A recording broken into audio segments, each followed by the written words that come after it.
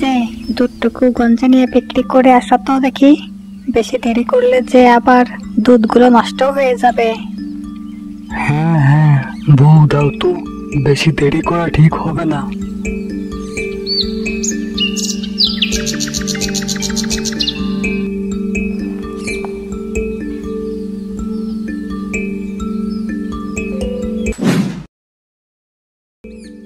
আরে এ কি দেখছি, এ তো বউয়ের পায়ের ছাপ মনে হচ্ছে না।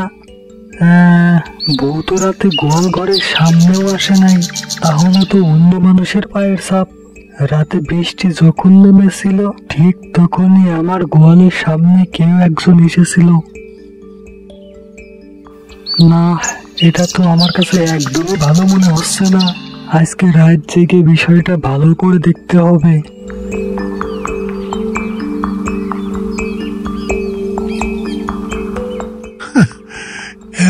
এতগুলো লোক থাকতে আমার বাড়ি চুরি হয় কি করে? হ্যাঁ, এত আমি ভাবতেই পারছি না।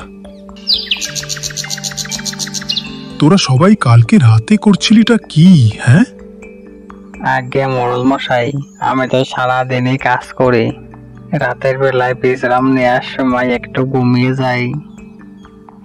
সারাদিন খাটাখাটনির পরে রাতে চোখটা যে লেগে আসে মোড়ল মশাই, আমি একদমই আলা পাইনি। যদি আলা পেতাম তাহলে চোর বেটাকে ধরে ফেলতাম।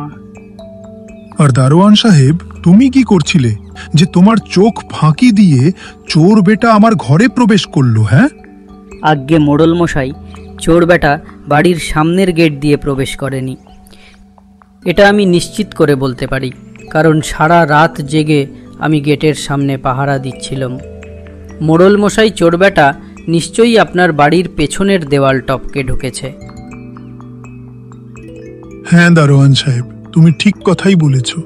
চোর বেটা নিশ্চয়ই পেছনে দেওয়াল টপকে আমার বাড়িতে ঢুকেছিল। শোনো সবাই, আজ থেকে দিনে ও রাতে চোখ কান খোলা রাখবে।